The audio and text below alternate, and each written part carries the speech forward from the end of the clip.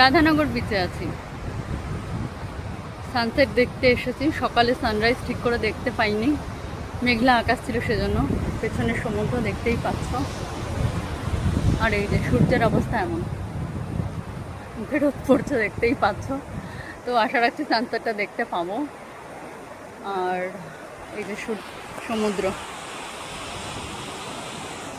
আর ভীষণ সুন্দর বিচটা। দেখো পেছন দিকটা ছোট ছোট পাহাড়ের মতো রয়েছে, ভীষণ সুন্দর গাছপালা।